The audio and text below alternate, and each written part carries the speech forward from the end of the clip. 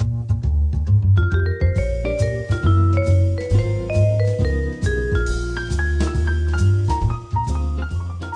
everybody, and welcome to another episode of Sunday Sit Down, the show where anything goes and nothing gets left behind. As always, I am Steve, your friendly neighborhood lawn gnome, and I want to welcome you to another great discussion with, of course, another great YouTuber. And before we begin, and before I introduce my guest today, this is actually sort of kind of a follow-up to a conversation that I had on another creator's channel, The Wild Book Garden, my friend Kara, and we were also joined by my friend Taylor over at Page Screen Taylor, and we had an excellent discussion about digital media and the revelation that it has created, especially in the last couple of months, but also the importance of having physical media as well, regardless of what it is. Movies, books, video games, you know what it is, you know what you love to collect. So the question that we had in that first discussion was, what is the better choice, or can there possibly be a balance so you don't have to choose? And this was a topic that I always wanted to have many, many more hours of discussions on, because it's a never-ending discussion and everyone else has something new to bring to the table. So I figured, let me continue on this conversation with a Sunday sit down, and let me see if I can get another person to give me their interpretations and thoughts. So I've got a very good friend who has actually joined me for an episode of Versus last year. It is Catarina from Catarina the Bookworm. Catarina, good afternoon to you, because I know that you're on the other side of the globe. Thank you so much for joining me on my show today. Hi, Steve. Hi, everyone that's going to be watching this. And my name is Catarina. I'm from Catarina the Bookworm. And I just wanted to thank you so much for inviting me to discuss this, because I really think that this is a cool discussion and we can have great interpretations here. So I'm ready when you are. Yeah, absolutely. And it's because of the fact that we're all so different from each other, even though we all have similar tastes to a degree. The most important thing is that everybody's voice is important, and everybody looks at every single situation and every single topic in a different light. I mean, if I was able to have this conversation with 50 different people and we would have the exact same talking points and the exact same outcome, life would just be very, very boring. So that's the beauty of individuality, and that's why I'm excited to have this continuing conversation with a new voice. So, as always, we are going to begin at the beginning, and that is going to be me asking a little bit of an interesting thing towards you in regards to your past, and that is, how essential was computer technology for you in regards to entertainment when you were growing up? Like, how much exposure did you have to it? So when I was growing up, we only had like this big, gigantic old computer in our living room. So basically, the computer was not really an amazing thing that I used every single day. So the only thing that I used a computer for was when I was really, really young, to play some games, but not even to the point where I would spend a lot of hours at the computer. So that was my first actually consumption of entertainment. But it wasn't the essential one. So I would watch way more TV or read more than actually playing computer games. Yeah, I am actually very much in the same boat as you, because I remember when I was really young, I knew what computers were, but it wasn't necessarily something that I had the ability to be exposed to. When I thought about computers, I thought about things that were used in offices. Like when my dad went to work, he used the computer. That was the computer for me. When I was 9 years old, we got our first personal computer in the house. And yes, it was a clunker. It was a massive machine. And my dad said, "You're not allowed to use this machine without my permission. If you want to play a game, you have to let me know you want to play a game, and I'm going to set it up for you, and I'm going to watch you while you play your game so you don't ruin the computer, because I need this machine." Yeah, it was sort of the same, yeah. Yeah, but you're absolutely right. Like, I was consuming entertainment in different ways. I had my TV, I had my music, I was playing, I had Nintendo, so I was playing video games no matter what. But I had a Game Boy, so yeah. yeah. But I remember when I was getting into my years at high school, and all of a sudden I was listening to kids in my grade and even younger kids talking about the computer at home. And then they started talking about all these things that I never heard of, like CD-ROM. And then, of course, the internet and what we had at the time, America Online. And I'm like, what is this? And when I got into high school, that was when I actually found myself spending a lot more time in front of a computer, because the internet was a technological breakthrough. Everyone young and old was using it. And before I knew it, I look at myself even today, computer costs are so much more inexpensive than what they used to be. Computers are not these massive machines that took up entire spaces in a room. We are literally carrying things that are the size of a small book. It's crazy how much technology has gotten so much more accessible, but at the same time, so much more powerful. And now it's practically becoming something that a lot of people are more dependent on. Like when we have a blackout, if we don't have access to our smartphones, we're losing our minds. No, and I think it represents also how the society evolves, because for me, it was a bit earlier than for you, because we have a difference in our ages. But in 5th grade, I already had to have an access to a computer because we had homework that had to be done in the computer. So I think it had to become more light and more available to people, because you actually have to use it to do your projects and your situations. You have to have internet to do stuff now. So yeah, I know. It's like email is the practical essential thing that you need to have, like brushing your teeth in the morning. It's like when you are out and about, the first thing that you do when you actually have a moment to take a breath, you're going to check your smartphone, especially if it's a work day. Did anybody try to contact me? Because that's the other thing. I always say I miss the days when you actually use a phone to call somebody. You know, like everybody just uses their phones for the sake of the little computers in their phones to play the games, to read the emails, to actually do projects, to buy things. It's absolutely insane how much of a necessity technology has become and what it is really doing to this world. It's like we all knew that it was changing some of the things that we do on a daily basis, but I think that in recent years, especially in 2020, we're really seeing what is happening right before our eyes, because we're actually paying attention to it a lot more, because most of us still have not much to do these days because some of us are still stuck inside. yeah. But anyway, let's go into the second question, and let's talk about some of the first impressions that you had when you were able to actually access some of these things that we basically love and use all the time. Amazon, using programs for audiobooks or things like Kindles to actually read books on a computer, streaming programs, all of that stuff. What were some of the first impressions that you got when you first heard about these and first started using them? Okay, so first of all, I am going to be killed here on the spot, but I have never read in a Kindle. I've never read an ebook, and I've never heard an audiobook, but I really want to, because I think it's going to be a very different experience that I have now. But I'm such a traditionalist in what regards to touching the thing. And so I know that people are going to be like, what? But it's true. So the first impression that I had on digital reading, for instance, since I am a booktuber, we're going with that. It was, oh my God, no, this is awful. Why are you trying to kill the physical books? But now I think it sort of is not awful, because you have more space, you have more books that you can carry with you in a small thing. For instance, you can watch movies in your phone. You can do a sort of different things that you can do in the same place and in the same amount of time, and it's so much easier, you know. And so my first impression was horror, complete abject horror, and now it's sort of, I don't know, I think I'm enjoying it more now, because I'm starting to use those things more as well. Well, I'm going to let you know right off the bat, you're not the only one who has never used a Kindle. Neither have I. Oh my God!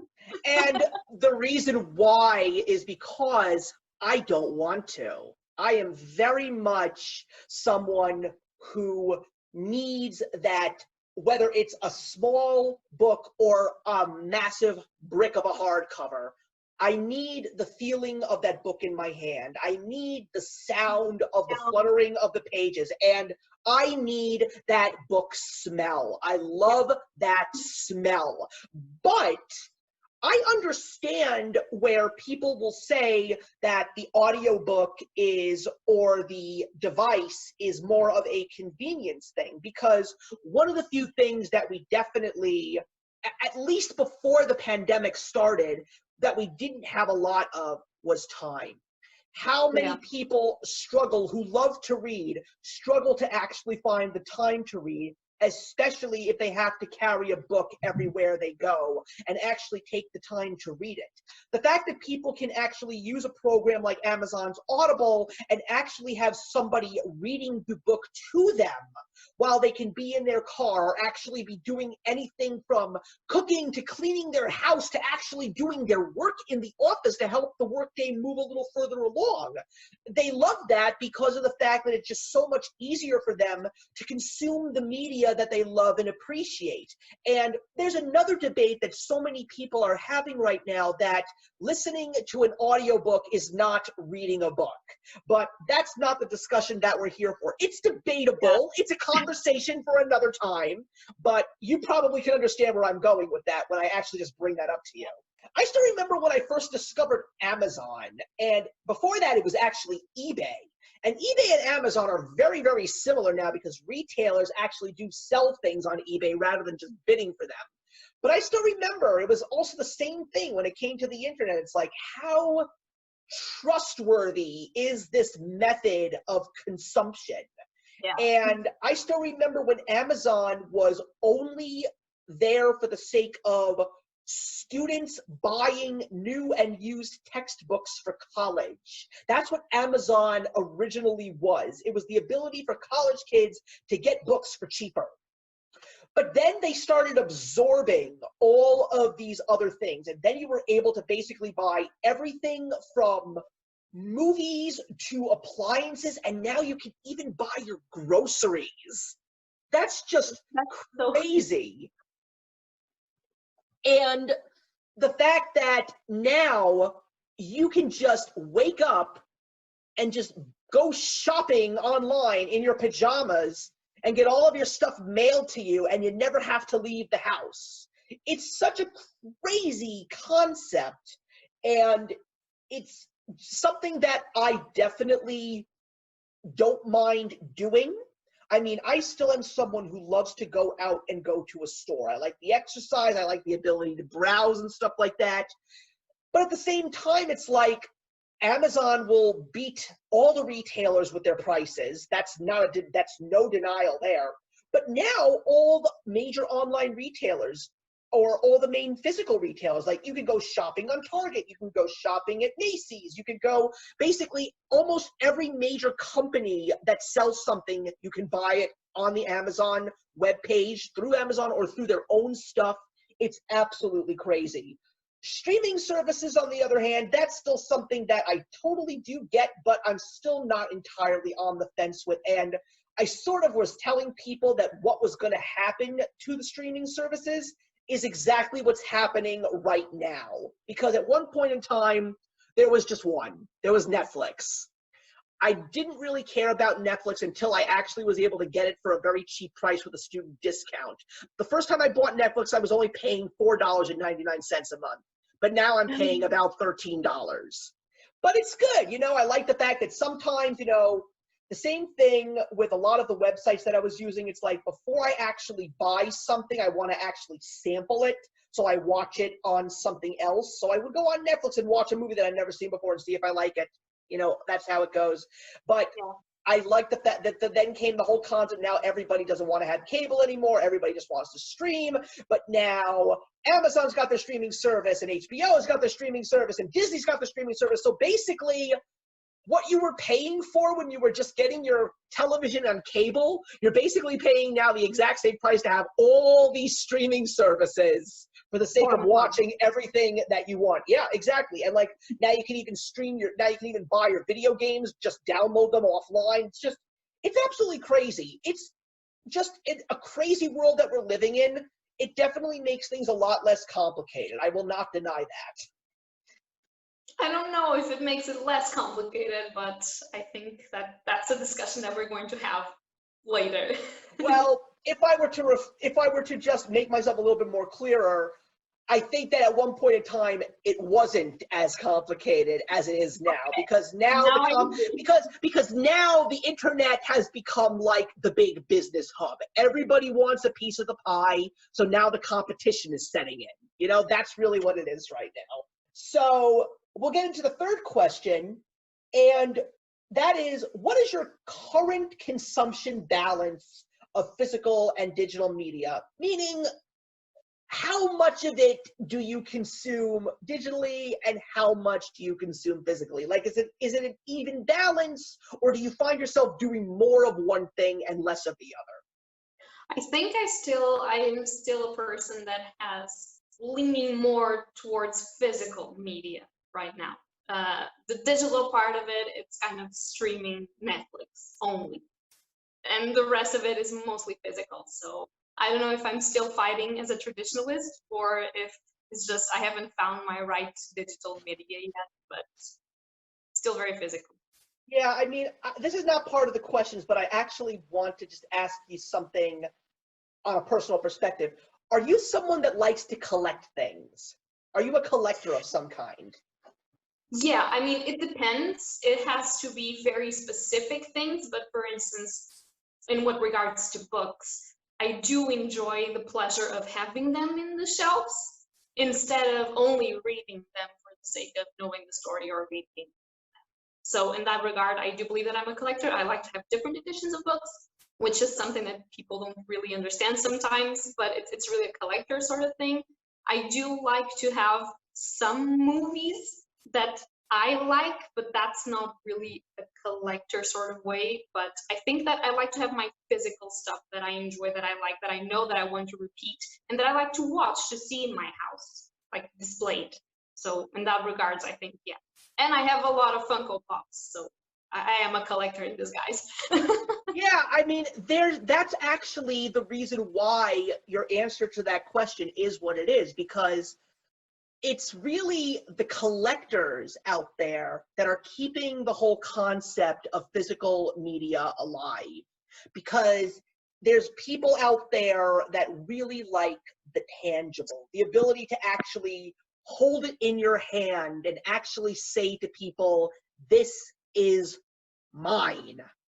Because when you're streaming on Netflix, for example, you're not owning those exact movies. You're renting them from a service. You're paying a monthly fee for a service. And the way to expand upon that is eventually some of those movies will not be on Netflix anymore. So technically, you may be paying to watch them on Netflix, but they're not your movies. You don't own them. The service has the ability to keep them there or take them down.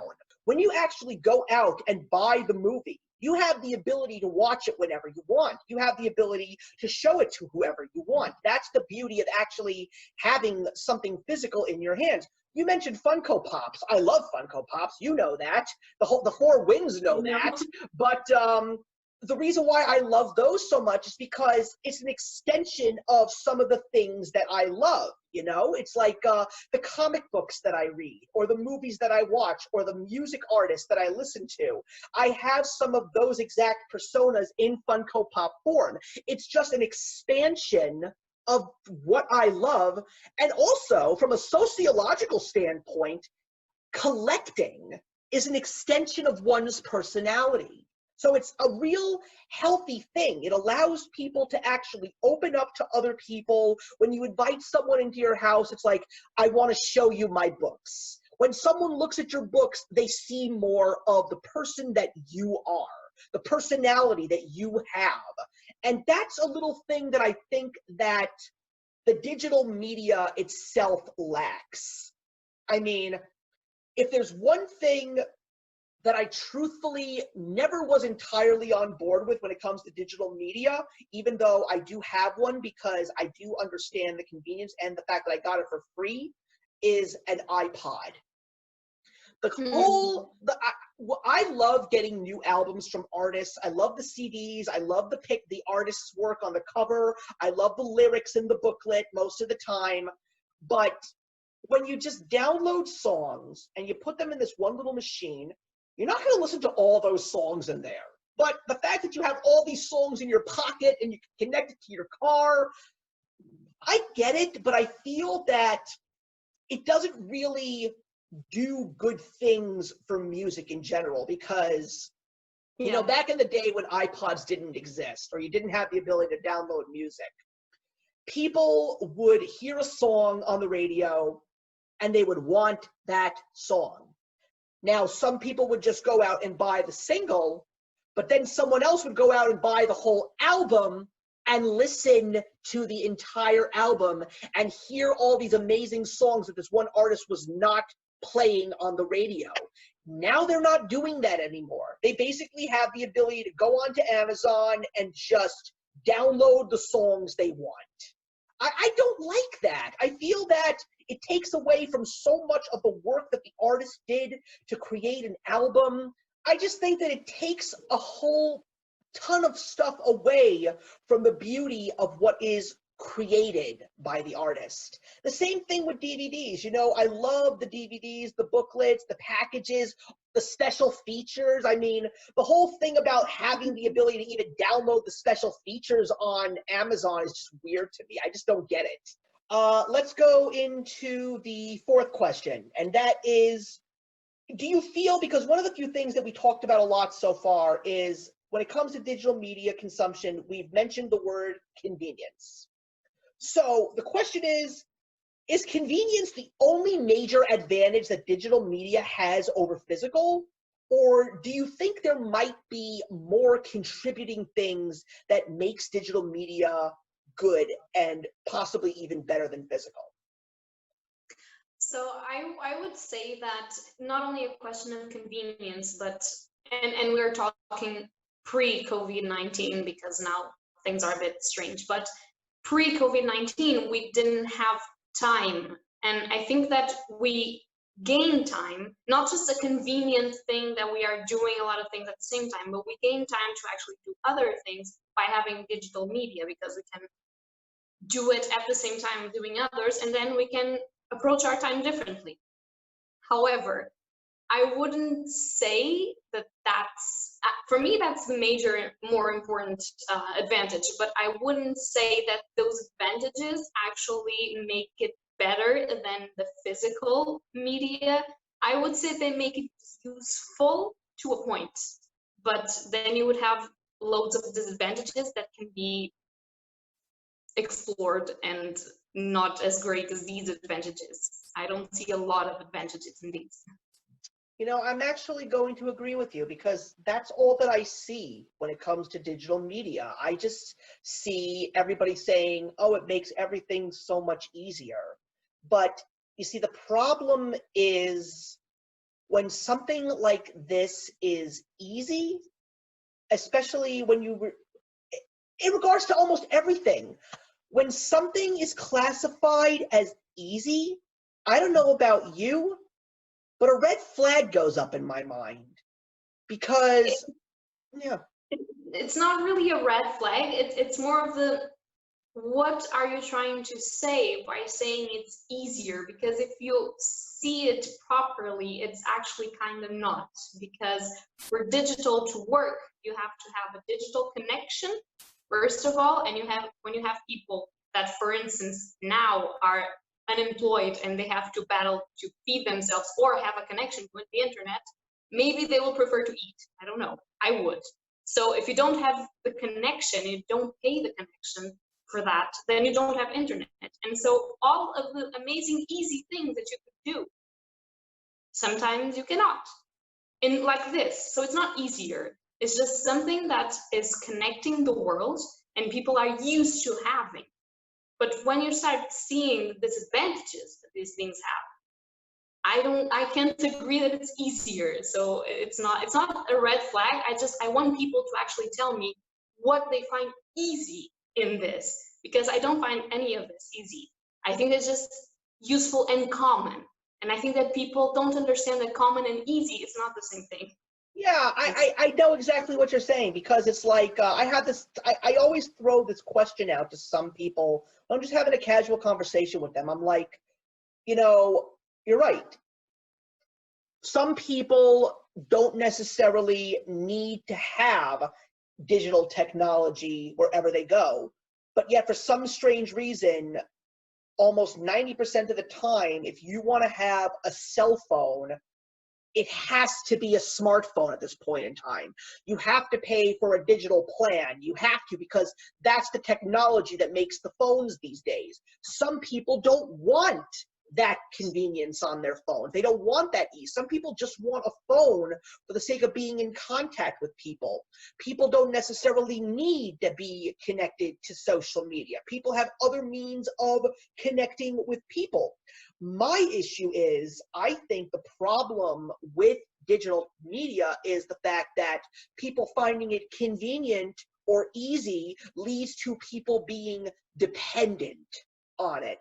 Yeah. And not knowing what they could possibly do if they suddenly do not have it. And not only that, but when you have it, but you're completely out of control, like I see a lot of people that lose complete control on what they are doing online just for the sake of being online. Like, I mean, it's really nice to sometimes, when it's raining outside, not going to the store and buy online. Yes, I do that, and it's nice, but I'm not going to do that all the time, because if I start doing that all the time, I feel like I lose the perspective of going out, socializing, doing something, touching things, which we don't have when we're doing digital media. You don't have touch, which for me, it's very strange. And we lose a lot of these things. For instance, I have a very short example to give. I take care of my grandparents, and my grandparents only have their television because, of course, they want to watch the news, and they have their phone in the house. So they have a package for that. And I am taking care of that package for them because they no longer do that.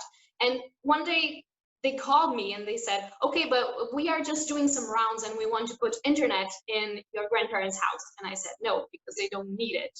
They don't want internet, and they don't want any of the situations that come with that. The Wi-Fi's, the routers, the things.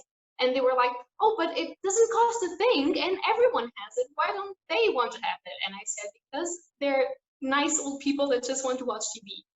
And oh, but they were like, they couldn't understand that. And I said, dudes, I'm saying no. And people don't have to have the things just because everyone has. And I think that we live in a world that we believe that we are very connected with everyone.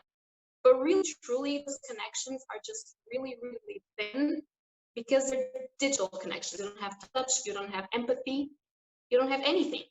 And that's what scares me. That's a disadvantage for me. But yeah, I've got not an exact same story, but definitely something similar to that. And I think that that's where we'll officially segue into the fifth question, because we're already touching on the topic.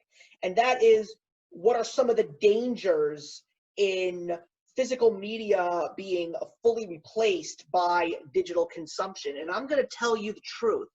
I see a great deal of issues when it comes to people being fully dependent on digital. I mean, I first want to give you one example, and I think what we'll do is we'll just go back and forth. We'll give examples, and we'll just take this conversation wherever it goes.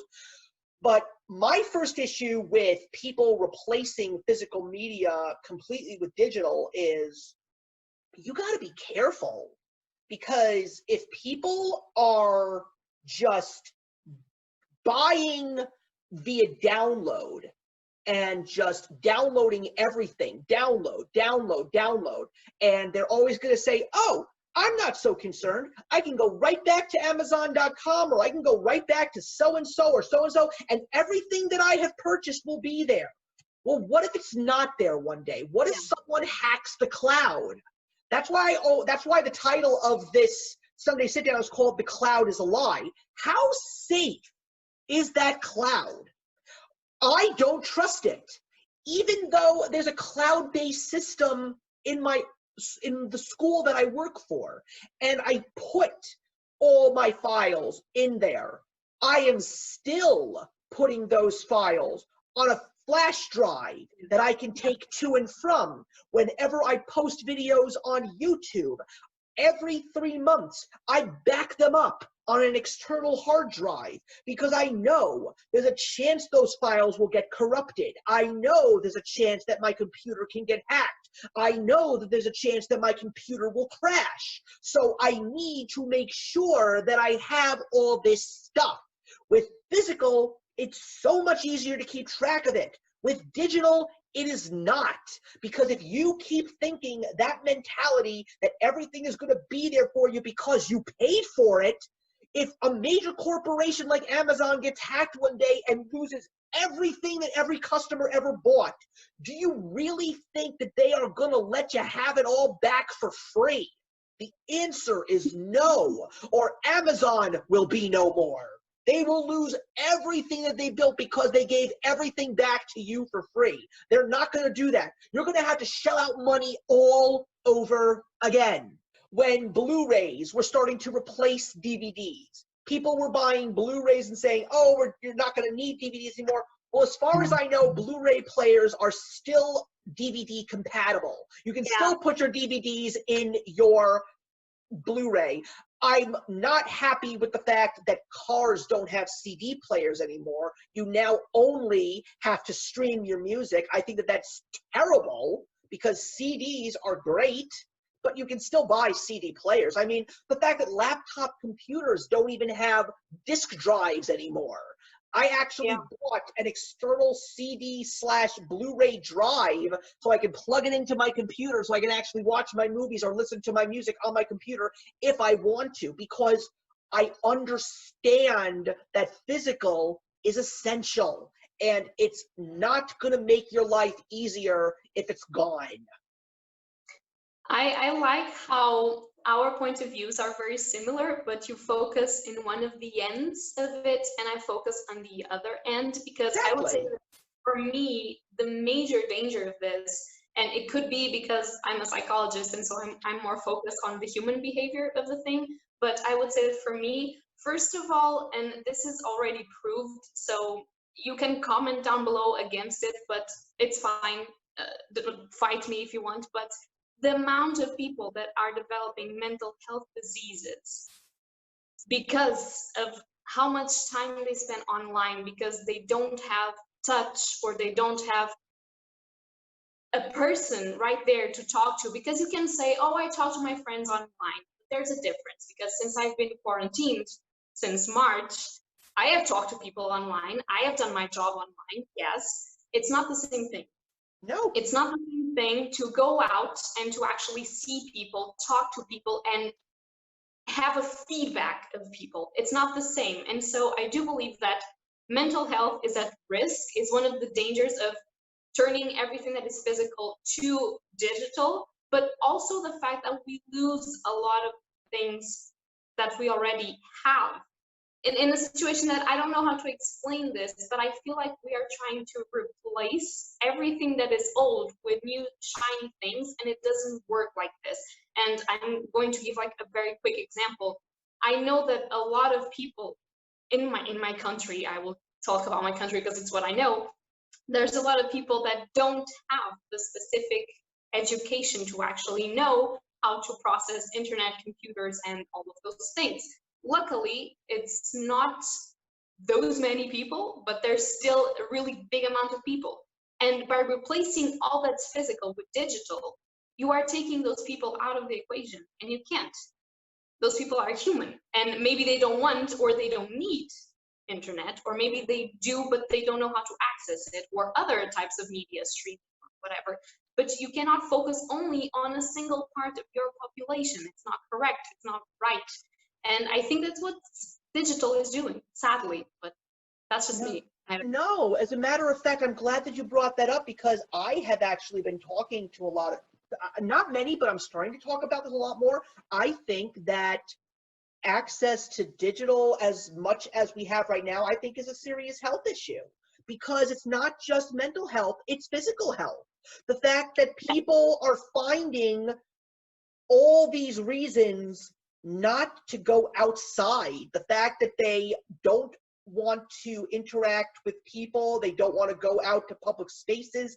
That's why I feel really terrible about the fact that when they say that shopping malls are dying because nobody's going out to buy things anymore, I still feel that the ability to go out and go walk around and go to a physical store is a very healthy thing. I mean, the fact that there are some people, especially now because of COVID-19, are saying that nobody's going to go to gyms anymore.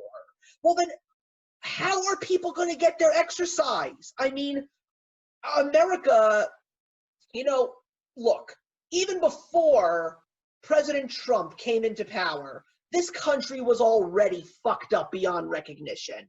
People are finding new and exciting things to better our lives, but at the end of the day, are they truly bettering our lives? I mean, I think that because we have the obesity crisis, it's not about just changing your diet, going vegan, doing all these various diets. No, you got to get out and you got to be healthy and you got to exercise. Yeah. And the other thing that also really terrifies me is the whole concept of the smart home.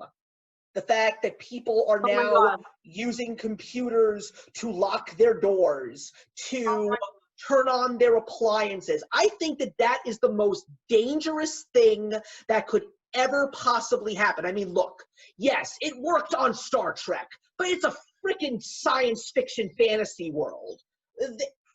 I remember when I first moved into my house, and we had our internet working, but there were certain spots in our house that weren't getting the internet connection. So I had to get something that's called an extender. Basically, you plug it into the room, you turn it on, you sync it up with your internet, and then you get internet over the whole house. The guy I talked to, asking him about what to get, he immediately said to me, you don't want this extender. It won't even last you a year. You want to upgrade to a smart home. He said, here are some of the, and immediately said, I'm going to cut you off right now. No, I will not do that. Of course, I said it in a nice way. And so he said to me, why don't you want that? I said, because I don't want Google seeing everything that I do. I know what these people are truly doing. This whole concept of people watching you through your cameras and how people put little pieces of tape over every single camera on every single smart device they have because they say the man is watching. People are downloading your information. People are accessing your private life. I'm like, I don't need this. I don't care about Siri or Alexa. I don't want that crap in my house. It's not something that I feel it makes my life easier. I think it makes my life harder. If I want to open my door, I'm going to put my key in the door. If I want to turn on my oven, I'm going to go and press the button. I think that leaving all of these basic necessities of life in the control of a computer can cause serious disasters if we're not careful. Serious disasters. And I think it also makes us a bit lazy.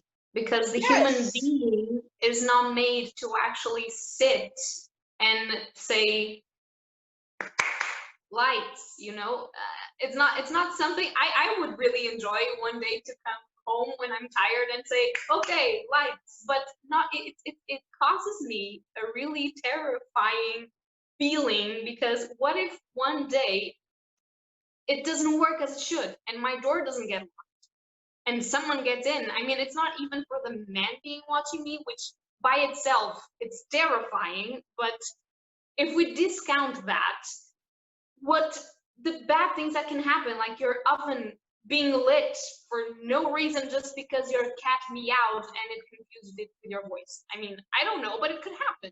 And you're absolutely right. You're sleeping and your lights turning on and your door not getting locked, and you are trusting a thing and not yourself. And for me, that's just terrifying. I can't even. And to expand upon that, We also have to remember that even though we are trusting these pieces of technology now to the point where we're not just consuming media, but we're also doing basic things in our lives, does anybody truly take the time to step back and think about the person on the other side?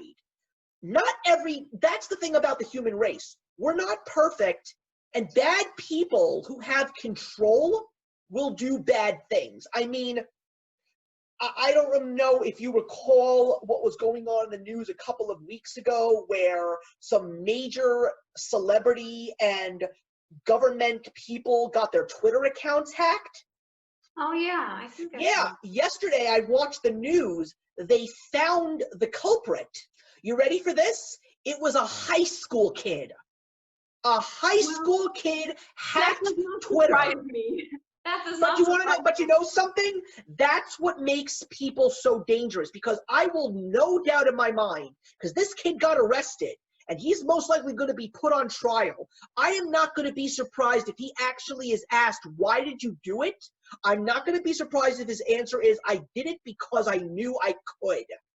Yeah. You know, that's why people do these things. They do things that can even break the law because they know they have the ability to do so. And I really feel that computers make those kinds of ideas and activities so much more accessible. I mean, the fact that people are saying when it comes to theft these days, it's no longer people breaking into somebody's house and just stealing stuff, even though unfortunately people still do that. Now it's hackers hacking bank accounts, stealing social security numbers here in the United States, and stealing people's lives through the computers, through the internet. That's why we cannot be entirely dependent on these machines, not just for the sake of watching a movie. Don't get me wrong, I still find some true conveniences here. Like, I don't mind doing my banking online. I don't mind. It's much easier because the thing about banking is you can do banking every day of the week, but you don't have the ability to go to the bank every single day of the week. Yes. Yeah. So there are conveniences, but it really is more about knowing when too much is enough. And also, I'm just very, and I want to also just expand a little bit more on what you said earlier. By the way, I had no idea that you were a psychologist. That's amazing. You're absolutely right. It's like you and me, we're talking right now. We're looking at each other. We're really having an interaction, but that interaction would be so much more different and so much more personable if you and I were actually sitting at a coffee shop having a cup of coffee and having this exact same conversation. Like, that's the one thing that I still miss from all of these crazy things that have been going on. It's like I talked to my parents over Zoom throughout the pandemic, but when my parents actually came to my house in the early part of the summer and actually spent 3 hours with me and my wife, it almost made me cry because I just like, my parents are here. I can actually see them. I can hug them if they want me to, but of course we didn't because we were being careful. Yeah. But they were here. I saw them. I was with them. There's a difference, and technology is really causing us to lose that.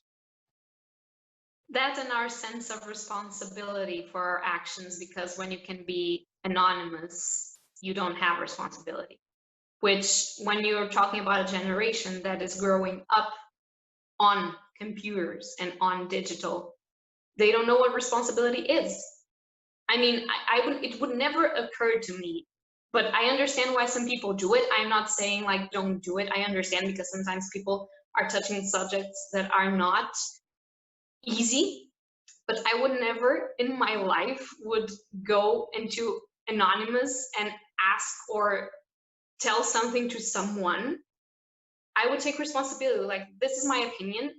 I think this, and I want to engage in conversation with you. What do you think? Because anonymous takes your responsibility all out of the way. And I'm turning this to psychology again. I'm so sorry, but No, don't be sorry. it's true. People need to have responsibility for their actions. And an amount of digital things like buying digitally or doing stuff digitally takes your responsibility from the actual action of the thing. And that is terrifying. It's just... Yeah, but now let's go into the sixth question, and that is, the whole concept of what's been going on in 2020, COVID-19. What COVID-19 has done is what most have actually called the inevitable. Practically, the decline and the extinction of the physical has kicked up tremendously. Brick and mortar stores are closing down and dropping like flies, and allowing us, basically, not even allowing us, forcing us to basically live our lives in the computer world. And again, we're now no longer scratching the surface. Like, we're more than knee deep into this. Is that healthy for society? I think the answer for now is sorta, kind of a yes, because we're trying to use it to save our sanity. But when the vaccine is here, I don't think that this should be the life we're living anymore. We have to truly find a way to get back to some kind of normalcy. So my opinion is similar to yours, but in this situation is where I see a lot of things that could be balanced. So, Right. for instance, and we are dipping a little bit into the next thingies, but for instance, I have like me, other people that I know that are doing like their work from their houses because they're either people that really are at risk if they go, so they have asthma or other situations that they can't go out. And but I think that, for instance, that type of job, doing your job at home, is not precisely bad. I think that it's different from what you do, at least here in Portugal, and from the jobs that I have the pleasure of being able to know how it works.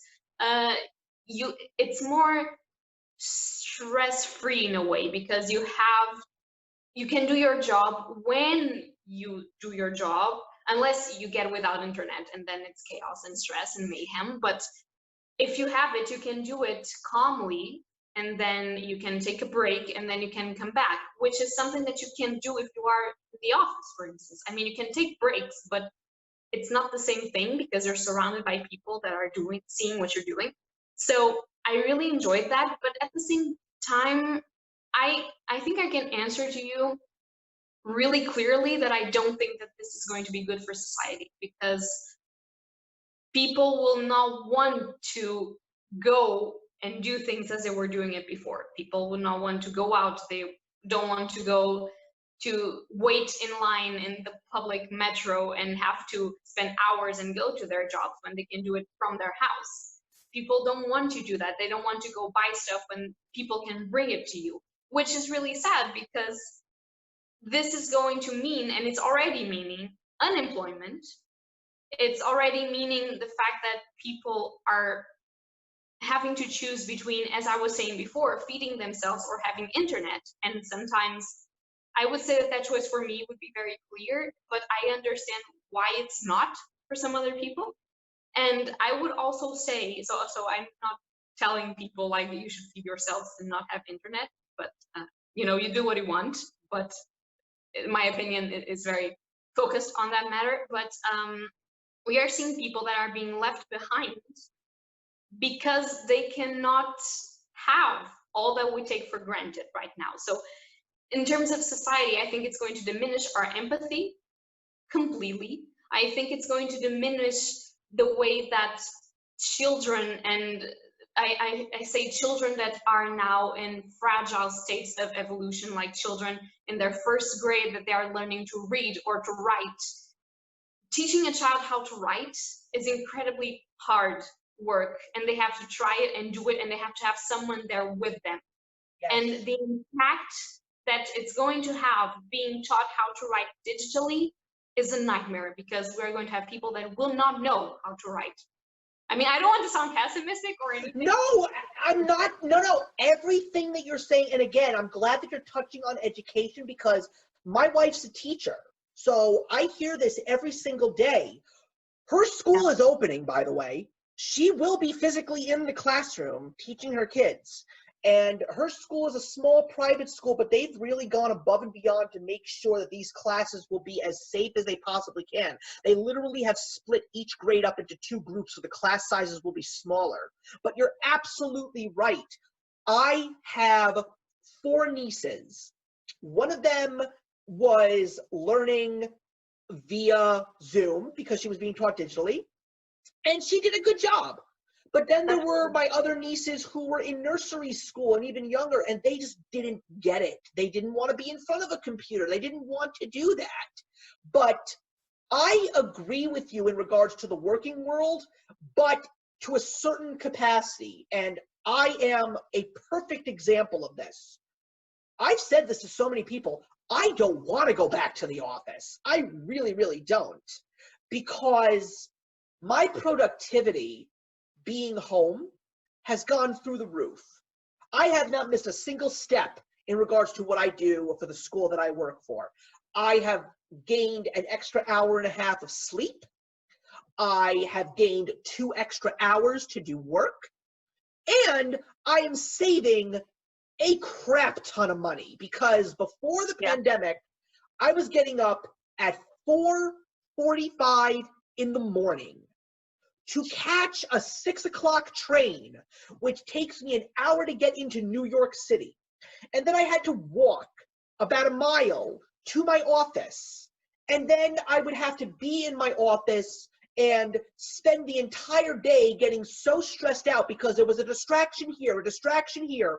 These group of people had a meeting and didn't shut their door, and you can't yell at them, otherwise you get called down to human resources. You try and get a job done, and you can't because so many people need something from you.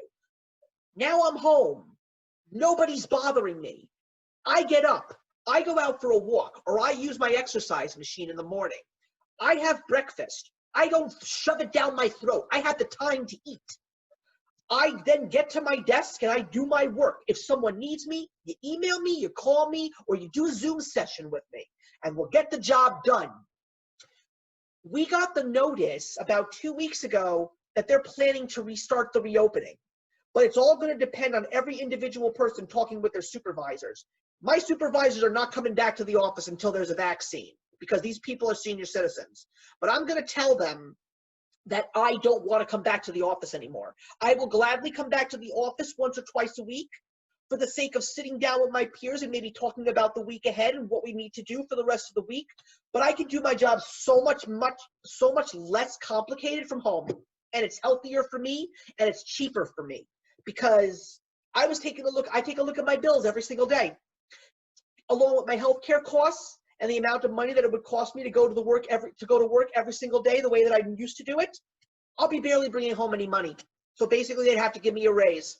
So, and that's basically what I'm saying. I can do my job for them so much better right now, the way that I'm doing it. I get my work done quickly. I get my work done efficiently. Everybody reaches out to me. I call people if I need something, and nothing has changed. I mean, I was working from home 1 day a week because that was in the guidelines of our office. We had the ability to work 1 day a week from home.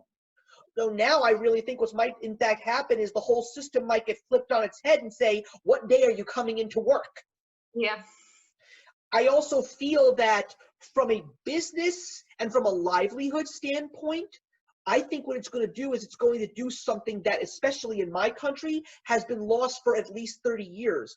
The concept of family. The parents are actually going to be able to spend more time with their children. A parent can work from home and have the ability to actually be in the house when their children are home. If there is a sick child, they don't have to send their kids to school sick because a parent can actually stay home and work from home and be there for the sick child. If someone is sick, they shouldn't feel guilty about going to the office and infecting other people. But more importantly, it's like, I can do my job from home now if I'm not feeling 100%. No one's going to make me feel guilty because I'm not physically in the office. You know what I mean? Yeah, I know what you mean, like, and I understand, but I would tell you that those are things that work when you have a job that you can do fully from home. Exactly. I agree with that. My apologies for not elaborating on that. Yes, people who can solely do their jobs entirely from home, yes, that's where it works. I'm a case that actually shows that it works. Yeah, but I would also say that that's something that also works when you have a system that allows you to still earn the same thing working from your house and than working in your office, which is not the case.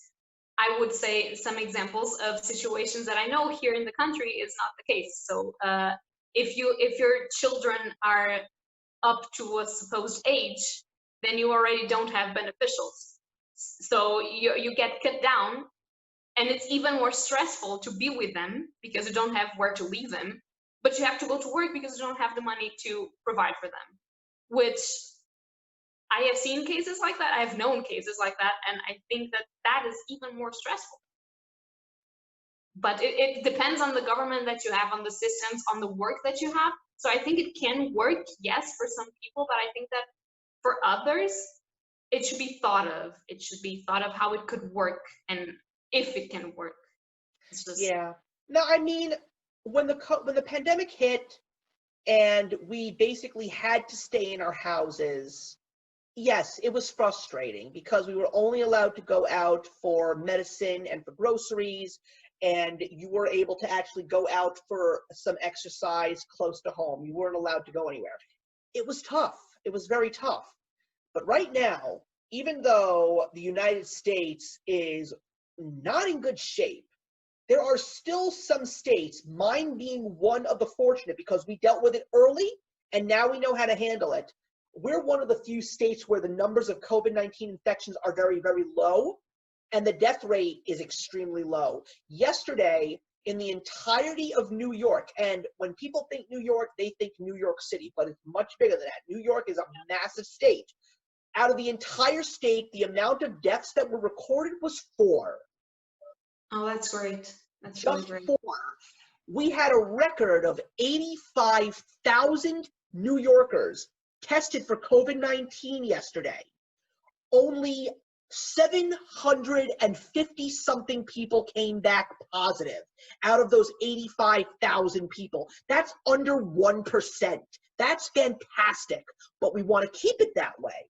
So there's still a couple of things that we are not allowed to do, even though the entirety of New York State is technically open. I mean, professional sports are back. We're allowed to go and dine indoors unless you are still living in the area of the New York City metro area, meaning Manhattan and the other 4 of the 5 boroughs. They're still not allowed to do indoor dining, but that's just because of the fact that there are a lot more people living in that specific area of New York. I live 40 miles north of New York City. I live in suburbia. It's very wide open. There's very few people in condensed spaces. So restaurants are open. People are still wearing their masks. People are social distancing. So the fact that now I have quote unquote free roam and I'm not necessarily locked in my house right now, the fact that I'm just doing my work and then I have the ability to just go out and do a couple of things, I think it's a lot easier for me right now. I mean, I love the fact that I get to go out and go places right now, even though the one thing that I still love that I don't have is going to movie theaters. You know, as much as I really am upset that I still cannot go out and see a new movie, I'm glad that everything else that I need and things that I appreciate, I still have. You know, I'm glad to have all of that back now. But I still can't, but besides going to see my movies, the only thing that I still have not really been able to do is spend some time with friends. And luckily, it seems that I'm getting to the point where I'm finally going to actually be able to get to see some friends. As a matter of fact, one of my very good friends, who's also a fellow booktuber, also happens to be my dentist. And I actually just went for a dental appointment last Thursday. So that was the first time that I ever actually saw a friend since before lockdown. And it was surreal. Even though it was a professional setting, it was just so uplifting to actually see a friend in the same room with me face to face.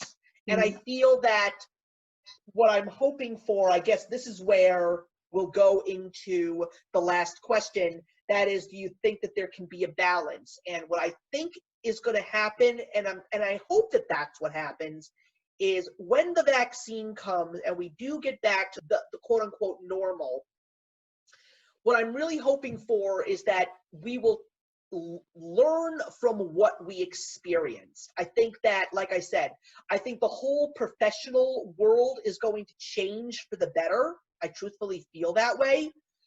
But what I'm hoping for is that people suddenly realize that everything that they took for granted is now something that they're going to appreciate and treasure more. I mean, people are saying that even when the pandemic is over, there will be no more places to do shopping in the physical world. There will be no more brick and mortar stores. People will not go to restaurants. People will not go to movie theaters because everything can be done from the privacy of your own home. I don't think that that's going to be the case. I think that people are going to want to go out. People are going to want to be free. People are going to want to just get that inner animalistic feeling and just like go out and explore again. I think that that's what's going to happen.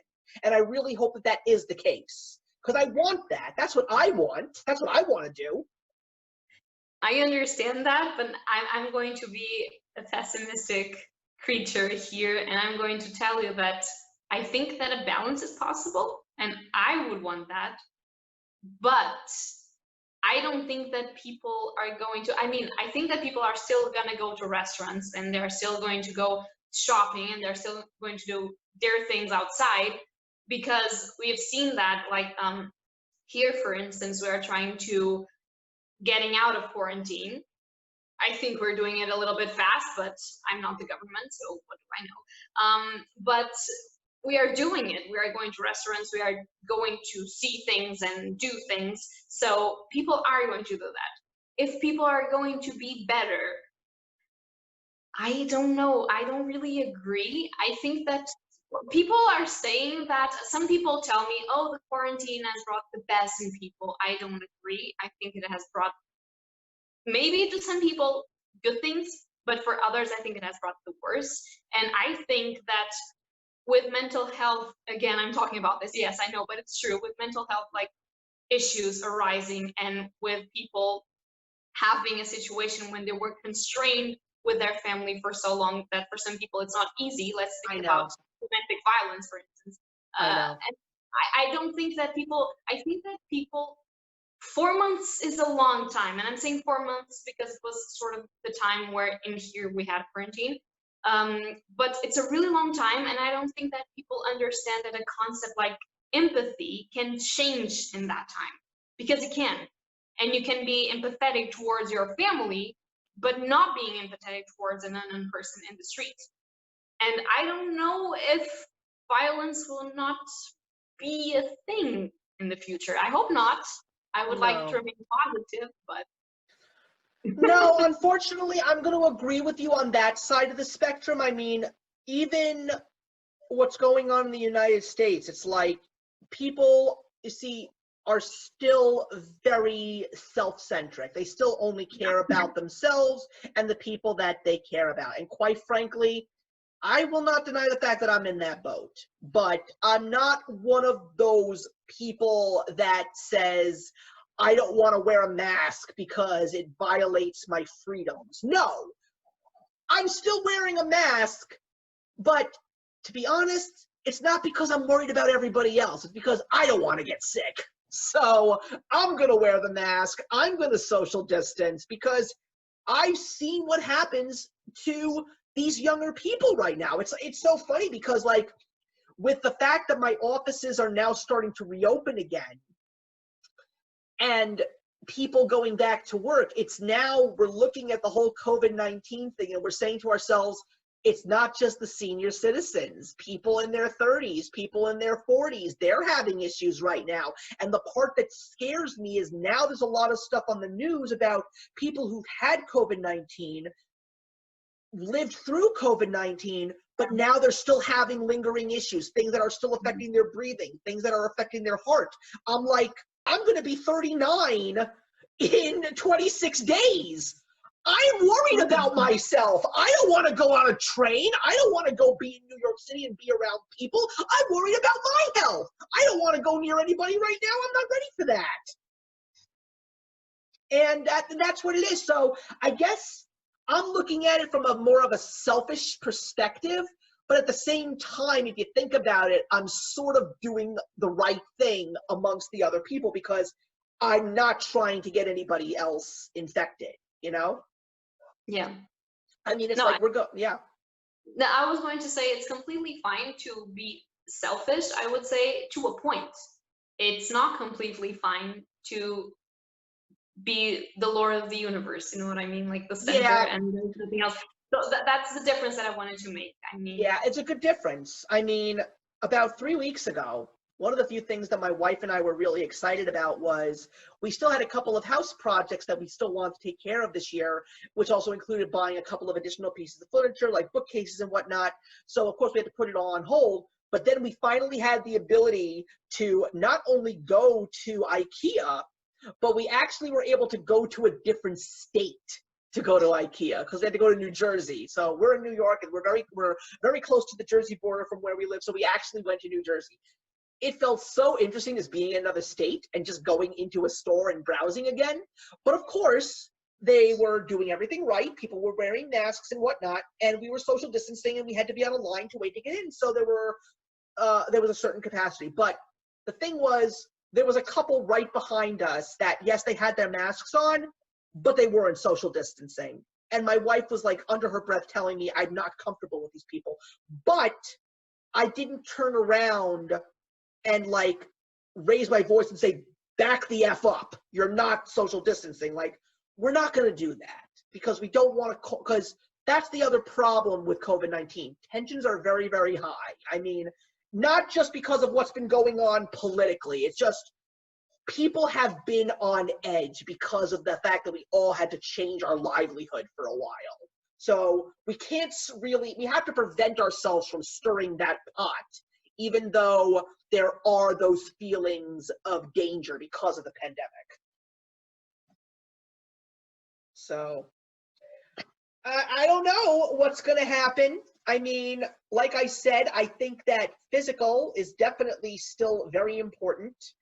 And clearly, based on all the things that we've discussed in regards to digital, you may want to hold on to some of those things, because I think what's really kind of funny is when I've been watching a lot of these videos about how people are so dissatisfied with streaming and so dissatisfied with these websites, I'm like, that's why I have physical. I write that in the comments section all the time. And I think that, honestly, I think that as long as there are people that appreciate the collecting mentality, I think that that's what's going to prevent physical from totally becoming extinct and never existing again. But anyway, that's going to wrap it up. I will definitely say that the conversation went into some directions that I did not expect, but I liked it. I liked it a lot. I also think that this may have been the most passionate I've ever been in front of the camera in regards to one of these Sunday sit-downs. But Catarina, I wanted to thank you so much for joining me today. This was a fantastic conversation. And I also want to really thank you for bringing up the mental state of these things. I think that really added a great deal of an extra level to the conversation. Thank you. So, ladies and gentlemen, I want to thank everybody for watching again, and I'm looking forward to seeing you all again for the next episode of Sunday Sit Downs, where we have another great topic to discuss, but, as always, another good YouTuber to discuss it with. I will see you guys in the next one. Hey, thank you so much for stopping by my channel today. If you're new here and want to see more of what my channel has to offer, please click on the link to my last video, or hit that subscribe button to be kept up to date with all of my uploads. Content of all sorts is posted here quite often, so trust me, you do not want to fall behind. I will see you in the comments, and actions speak louder than words.